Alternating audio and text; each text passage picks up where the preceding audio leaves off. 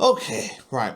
I had to make a video today because there is something that has been irritating me a lot recently within the football media. And I'm doing this unscripted because I have something to get off my chest. And that is because yesterday when I was driving home, I was playing five-a-side. I drove home and I was listening to TalkSport and they were talking about whether or not the Premier League is entertaining anymore and whether or not long throws and set pieces are ruining the game. And this is really beginning to grate on me because I feel like this is a narrative that is coming from the established Premier League teams at the top who are irritated by clubs like Sunderland and Brentford so far this season, and also Arsenal who are doing this.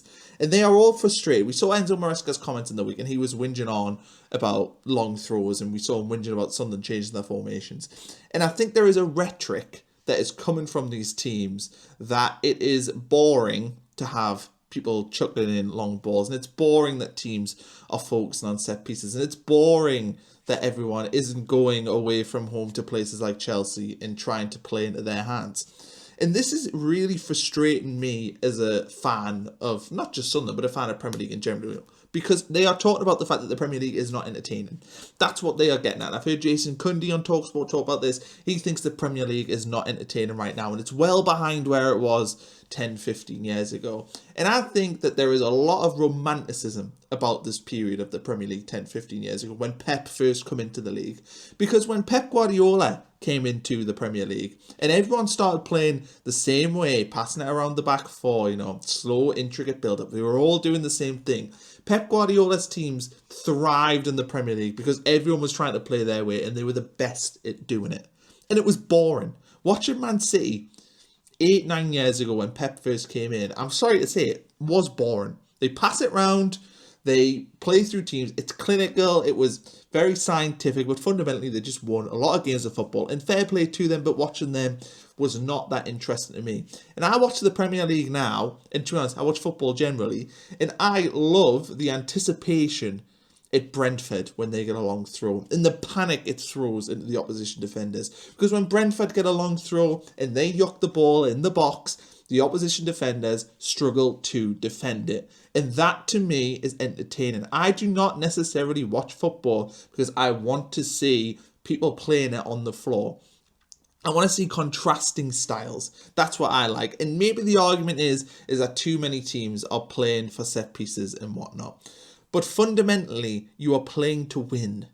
That's what it is. Football, yes, it's entertainment. But you ask any fan of any team, they just want to see their team win games. That's what it's all about. And it's entertaining because you are sat on the edge of your seat. When I watched Sunderland play Nottingham Forest away from home, it was a brutal experience for me. I'm sat there, Nottingham Forest are piling pressure on, Sunderland get their goal from a set piece, and they hold on, defend the lead, they win 1-0. And I sit after the game, and I've had just 2 hours, well, not whatever, an hour and a half sat in front of the TV, because I wasn't there.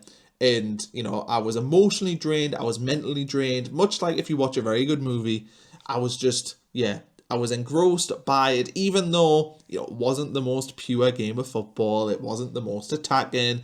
It didn't have free-flowing, tiki-taka football. But it was hard, it was honest, it was aggressive. And to me, it was entertaining in the fact that I couldn't keep my eyes off the screen.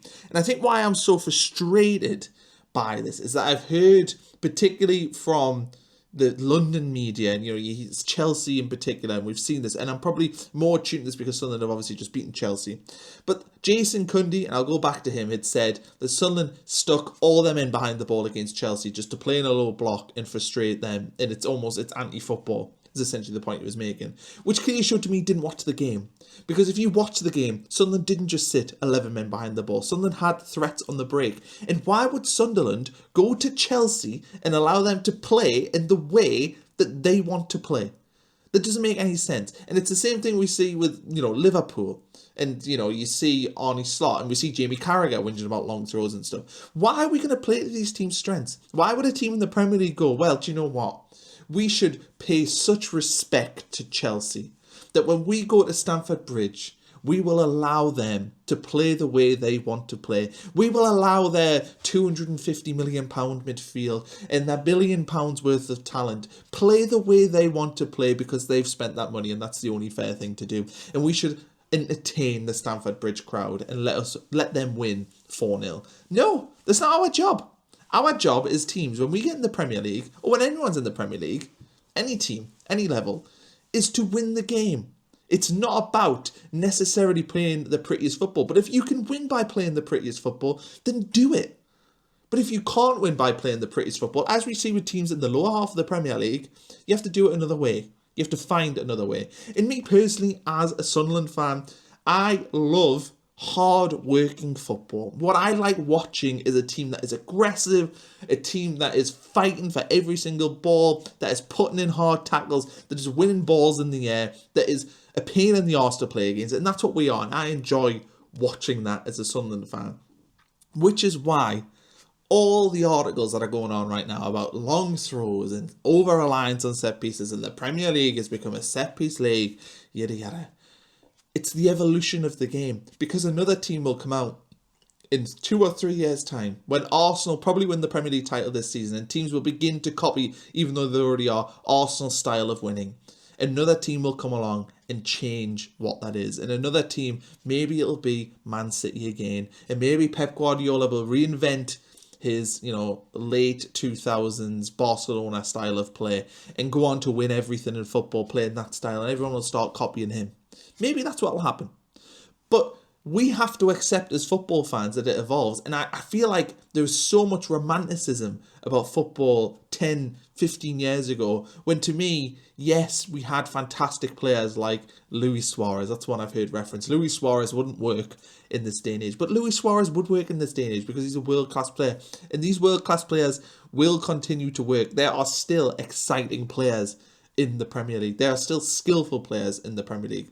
If you look at Everton, a team that you would throw out as being an archetype of sort of set-piecey kind of team that doesn't necessarily play the greatest football.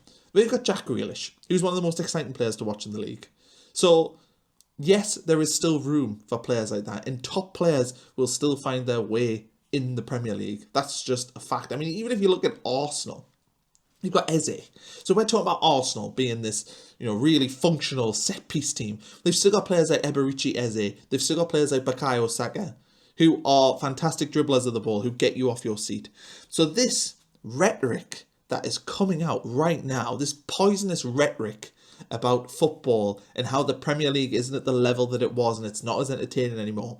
This is sour grapes from fans of clubs that lose games to teams that are doing the basics correctly. And the fact that we sit here and we hear that they're potentially going to crack down on long throws in the time that it takes, well, we can do that by just adding more time on in the game.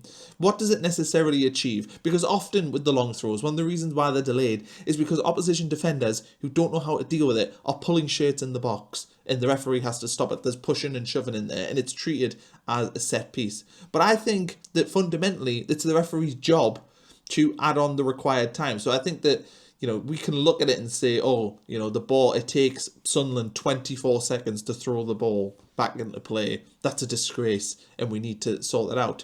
Well, it's up to the referee to figure that out on the field, but also it's up to the referee to add added time. That's all that it is. And I think that this is becoming almost poisonous to the game. That we are saying that, for example, Arsenal, when they win the title this season, if they do that, what will happen with that is that we will have people on Monday Night Football. We will have Jamie Carragher, we'll have Jason Cundy, we'll have all these people delegitimizing their achievement because Arsenal are good at set pieces. But set pieces are a part of the game. So unless you want to get rid of corners and free kicks and penalties, then you have to accept that teams are going to utilize set pieces. And this is the thing. The fact that teams weren't utilizing set pieces beforehand was just dumb. I mean, I remember watching Sunderland last season of the Championship and being incredibly frustrated that we were bad at set pieces because there were a chance to score goals. And that is what football is about. It's about scoring goals. And I think that we are all getting bogged down by this narrative from the media that if, for example, Arsenal won the league, or Sunderland had an amazing season and finished in the top 6, or Brentford, who are another team like this, finished in the top 6, that this is overshadowed by the fact that they don't play football in the way that pundits expect. And I, for 1 minute, do not believe that the Premier League is not as entertaining. The grounds are full. Everyone's still talking about it. Everyone's still watching it. People are talking about the throw-ins and how much of a threat they are. It's a talking point, it's interesting, but by God, does it frustrate me that I sit here and have to listen to TalkSport and listen to these other pundits whinge about set pieces and long throws because it doesn't suit the way that their teams play. Look at the Premier League right now generally. We've got the newly promoted teams doing really, really well. We've got a bottom three right now of established Premier League teams. We've got Arsenal, the clear best team in the league, and everything else underneath them. Everything from second place in the Premier League, probably down to 17th. Those teams are going to be really hard to place come the end of the season. The Premier League is as competitive as ever from top to bottom. This is a healthy Premier League. An unhealthy Premier League is what we had last season. That's unhealthy. The season before, that's unhealthy. When newly promoted teams come up and come back down straight away because they try and play the way that they are expected to play by the footballing people. People expected them to try and come up and play in that way. That's unhealthy for football. What is healthy is Sunderland, Leeds and Burnley figuring out ways to win games of football when they don't have as much quality as the other teams. That's good. It's good that Brentford can beat Liverpool. That's good for the game. It's good that Sunderland can go to Stamford Bridge and win. What makes football entertaining is the fact that anything can happen. And we were at a point 5 or 6 years ago with Pep Guardiola's Man City team and Liverpool's Jurgen Klopp team where they were winning every single game. And you would go to Anfield and you would have no hope of winning. You'd go to Man City and have no hope of winning. That's not good for football. Where we are right now, this is good for football. It's good that we've seen newly promoted teams come up and can compete. That is a positive. Anyway, I am now signing off this video. Thanks for watching. Please let me know what you think in the comments below. Please like and subscribe to the channel as well if you enjoy watching me whinge on about the Premier League. Anyway, we'll see you soon.